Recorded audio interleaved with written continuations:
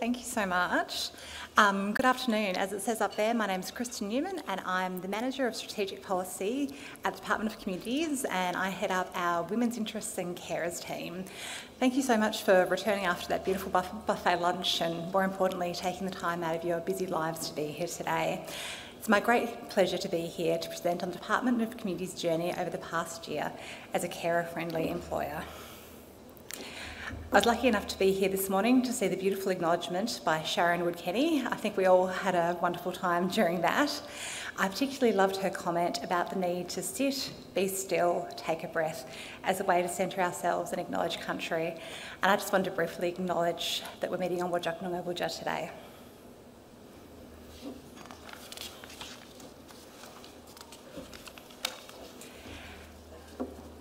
Before I get into the nitty-gritty of the topic today, I think it's important to provide a bit of background about the Department of Communities, the work we do and how we support carers in the workplace and why that's a priority.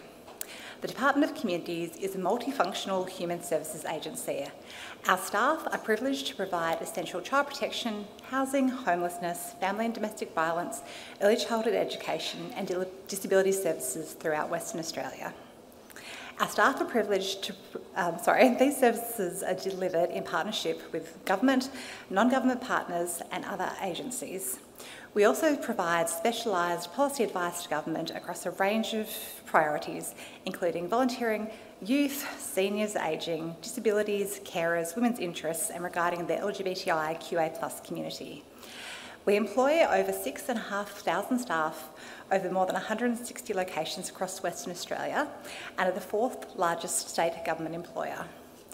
Our people are incredibly committed and come to work every day to make a positive difference to the lives of Western Australians, including some of our most vulnerable citizens. And in turn, it is important that we support our staff. So I think the good starting point is to talk about what is carer-friendly workplace accreditation and why has communities decided to go down this path. I'm just going to take off my glasses because it's much easier to read my notes that way. So the Carer and Employers program is run by Carers New South Wales. The program defines best practice standards for supporting staff with caring responsibilities. Workplaces that meet the Carers and Employers standards can be nationally recognised as an accredited carer-friendly employer. To access the program and achieve accreditation, organisations need to be able to provide evidence that they meet the minimum standards. 3 levels of accreditation are available. The first level is Activate, which focuses on familiarising organisations with the minimum standards workplaces can adopt to become carer-friendly. Level 2 is Commit. It builds on Level 1 by promoting the formalisation of carer-friendly policies and practices. And Level 3 is Excel, which focuses on showcasing excellence and best practice of carer-friendly workplace practices. At this level, carers are included and positioned as key stakeholders within the business. In addition to certification, which can be displayed in the workplace, accredited members also receive access to educational resources, ongoing support, website listing as an accredited member, use of the Carers and Employers logo and staff training.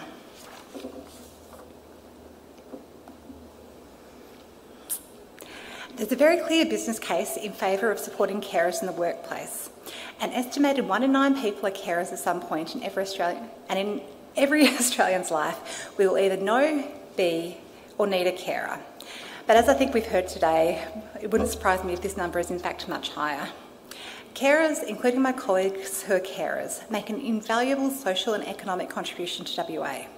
The care they provide reduces the demand for and dependence on paid care and the health and community services sectors. I'm sure I'm preaching to the converted here when I say that we know that carers add incredible value to the economy. And I feel really a bit funny mentioning this figure after Heather has dropped it a couple of times in her speech earlier this morning. But we do often refer to that 2020 Deloitte report, the value of unpaid caring work, which quotes the figure of an estimated $77.9 billion per value nationally, or $6.6 billion within Western Australia of value that carers are providing to the economy. Beyond this, creating a carer-friendly workplace pays dividends to employers. Research demonstrates that carer-friendly workplaces benefit from improved staff retention, reduced recruitment and training costs, reduced stress, sick leave and absenteeism, improved staff morale and engagement, and increased productivity. I know that some managers or employers may be taken back at the concept of increased productivity, but I know from the many carers that I have managed that they bring a whole new set of valuable skills to their employment. I know Clara, who was on the panel this morning, mentioned soft skills that she's been able to bring back into the workplace, but I think it's much more than that. I see my staff that bring efficiency, multitasking and problem solving, just to name a few. And I think beyond that, which is so important to the work of communities, they bring compassion. Recognising, promoting and supporting our carers is essential, not only to their wellbeing and capacity as a carer, but given the broader contribution of carers to community wellbeing. As flagged by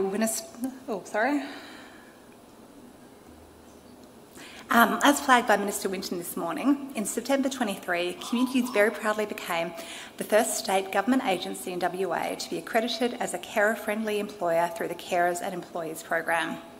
We received Level 1 accreditation, which meant we were able to demonstrate best practice for carer support across 5 key criteria, being carer recognition, policies and procedures, capability building, communication and awareness, and practical workplace support. Achieving accreditation as a carer-friendly employer aligns with the strategic outcomes and goals of communities. It helps to make the department a great place to work by improving support for staff who are balancing work and care, managing the growing impact of care on the workforce, focusing on retaining staff with caring responsibilities, and in turn, reducing turnover, recruitment and training costs. Enhancing the wellbeing, engagement and loyalty of carers in the workplace and contributing to a thriving work environment. Strengthening diversity and inclusion initiatives and the demonstration of good corporate citizenship. In effect, this means that even before achieving accreditation, Communities was on the right track to support carers in the workplace by virtue of our existing policies, procedures, recognitions and supports. I've personally seen the difference it can make to people's lives by implementing carer-friendly workplace practices. As a manager, I've had the privilege to be able to support a number of staff to care for their friends and family through the application of Communities' flexible workplace arrangements. This includes caring for ageing parents, a child experiencing mental ill health, and loved ones undergoing cancer treatment. As the manager for the carers team, it probably goes without saying, but I'm all about flexibility. I'm happy to provide it to my staff if and when they need it, and in return, I'm lucky to have an amazing group of engaged and productive staff working with me. I also feel empowered and supported by my employer, the Department of Communities, with the knowledge that I have the appropriate tools and resources to support carers within my team. While I don't consider myself as a carer, I've also benefited from these arrangements. Last March, my mother-in-law was diagnosed with pancreatic cancer. She unfortunately passed away in May this year from some other medical complications. While I was lucky to have my father-in-law alive as her primary carer, my life has been thrown into disarray over these past 18 months. During her treatment, my life was punctuated with many hospital visits, acting as a backup carer and chauffeur for many medical appointments, and trying to make an extra curry or lasagna where I could here and there, all while trying to maintain a full-time job, a household, and keep my pre-primary age son on track. In the time since her death, my role has evolved, supporting my husband and father-in-law through the endless paperwork associated with losing a loved one, helping my father-in-law sell the family home and downsize, as we all work through our collective grief. While I know it should be the norm, I still feel very lucky to have been supported by my employer and managers through this tough time in life. It's now been just over a year since Communities achieved its accreditation. Having a certificate is all very well and good, but the logical question is, what has the department done since then? Accreditation has provided Communities with a wealth of information and resources, which has enabled us to pursue better outcomes for carers both within communities and more broadly in Western Australia. From an internal-facing perspective, Communities has developed our own initiatives, focusing on positive outcomes for our staff who are carers. A key element of this has been the establishment of our internal carers network. The network provides an opportunity for staff who are unpaid carers to meet other staff and make connections in a safe space. They can share thoughts and ideas which lead to better outcomes for the staff at Communities who are unpaid carers. The network meets bi-monthly or as needed. It would be remiss of me not to say that we're really lucky to have 5 of our members of the network here in attendance today. Now, I've taken my glasses off so I can't see if they're in the audience here, but if they are, thank you to Miranda, Rima, Troy, Emily and Sarah for taking the time to be here today and your ongoing work to make Communities a better place to be. Beyond the network, Communities has also held a number of peer support activities, enabling carer staff to meet informally with carer colleagues. This includes coffee catch-ups, board game events to provide an opportunity for staff to connect in an informal setting. A fun initiative from the network is the recent development of a carers playlist on Spotify, an example of what can come from simple peer support. Another important piece of this puzzle is providing ongoing spotlight on carers at Communities.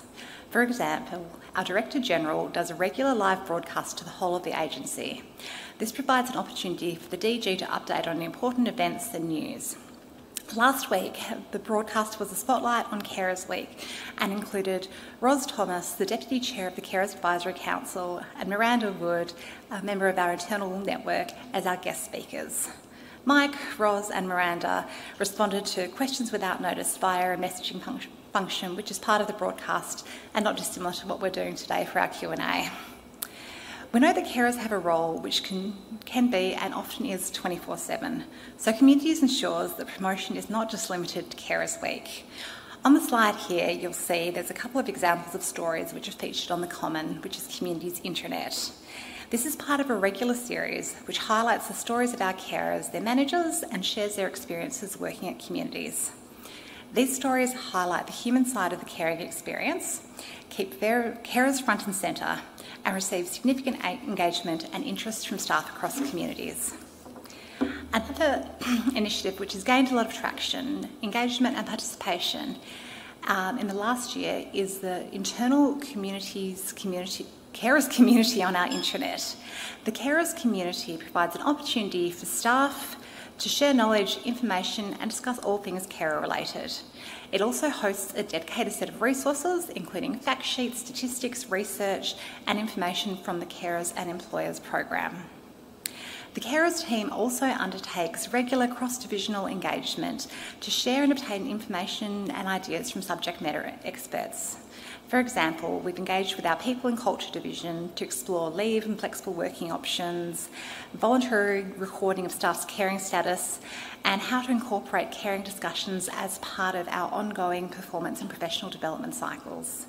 We've also engaged with our Aboriginal Outcomes Division to seek advice on how Communities through the network can strengthen its Aboriginal cultural competence to ensure suggestions are culturally appropriate and can influence change for Aboriginal carers. As the state government agency with the portfolio lead for carers, we've also leveraged our accreditation, actively encouraging other agencies to follow suit. Communities Director General Mike Rowe, along with Esme Bowen, the Chair of the Carers Advisory Council, have written to the Directors General of all state government agencies, encouraging them to become accredited or at a minimum implement initiatives to better support their staff who are carers. Positively, most agencies have responded, acknowledging the importance of carers and highlighting the support they offer in their workplace. I'm pleased to say the Departments of Planning, Land and Heritage, Department of Local Government, Sport and Cultural Industries, Department of Health and the Department of Fire and Emergency Services are all currently exploring the accreditation process. There's lots of opportunities from here to see what other departments are doing and how we can collaborate in this space. Another key piece of work that's underway is via the Supporting Communities Forum. The Supporting Communities Forum brings together expertise of senior leaders from the WA Government and the community services sector to consider complex social policy issues. Earlier this year, the Carers Working Group was established as a priority for the Supporting Communities Forum. The Carers Working Group provides an opportunity to further drive the carers agenda, complementing the work of the Department of Communities as the lead agency. Communities is represented on both the forum and the Carers Working Group, providing another avenue to advocate for carers in WA. While it may be a relatively short time in Community's journey as an accredited carer-friendly workplace, the feedback has been positive to date. Unpaid carers have told communities that they now feel more valued, included and recognised.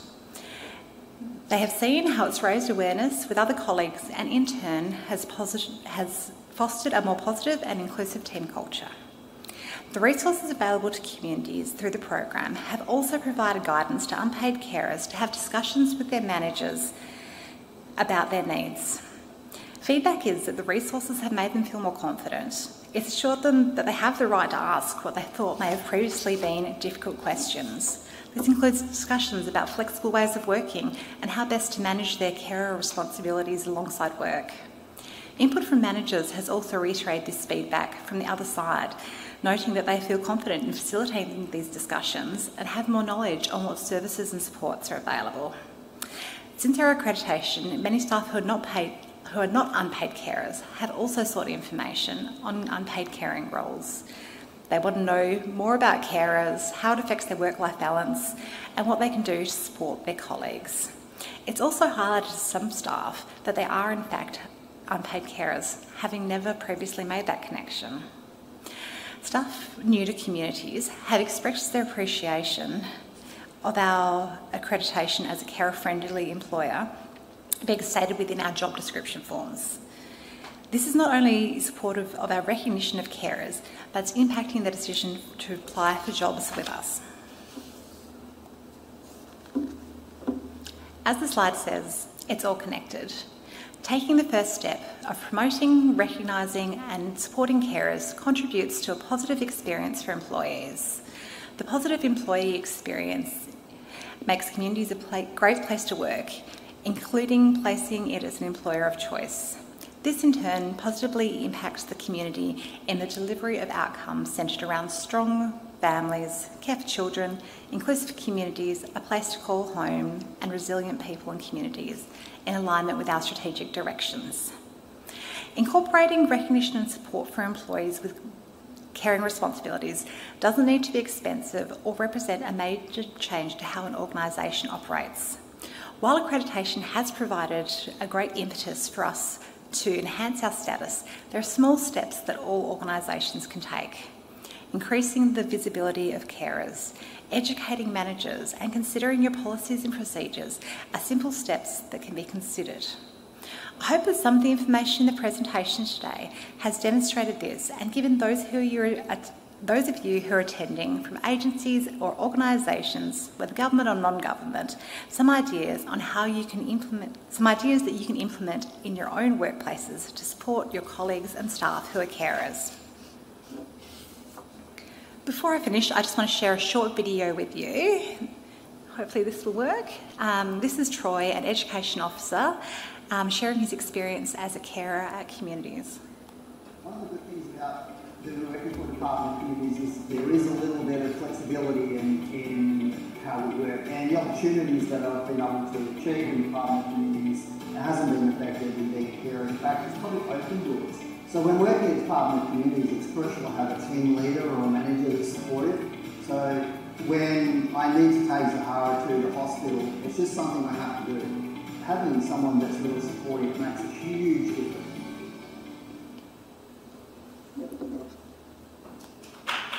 Thank you. Now, I've included my details up here if anyone wants to reach out to the department. The email is carers@communities.wa.gov.au, and I think I must be the first speaker today to finish with a little bit of spare time, so I've got 6 minutes left for questions. Thank you so much, Kristen. We've got 2 questions here for you. The first one being, this is wonderful, congratulations. Can you explain how this would look for a carer who needs to be free daily for meal support, for example? Well, I think the thing that I've come to hear today is that the experience of every single carer is different. And I think it's also going to be different at every single workplace. So for example, at communities, we have roles, for example, within my team, which is a policy team, and then we've got roles which are frontline services. So for us, it comes down to an individual staff member having a chat with your manager and saying, this is what I need, and seeing how we can accommodate it. So obviously we know something like that might be an ongoing thing, and whether someone could potentially, I don't know, start early, finish early, work reduced hours, do some longer days. I think it's all about those ongoing conversations and hopefully educating our managers and our leaders in the agency so that they know that this is something that we can and should support. Absolutely, thank you. That's great. And the second question we have, it's not a very common thing to hear of a carers network in a workplace, and also to hear their stories being published. Can you please talk about the benefits of being able to hear firsthand from carers about their experiences? Oh, well, I think it's amazing, and I think since we've kind of got this level 1 accreditation, having that network of people who've got lived experience, obviously there's the balance that we have to do about, respecting their time and their value, but being able to get input into policy decisions, being able to get input into advocacy decisions from that lived experience, it's absolutely invaluable. We also have amazing support from our communications team who have done the videos that you've seen today, those stories that I featured in my earlier slide. So we are really all about providing that ongoing recognition within the workplace. Excellent. Thank you very much. Thank you, Kristen, for a wonderful presentation. Round of applause for Kristen, please.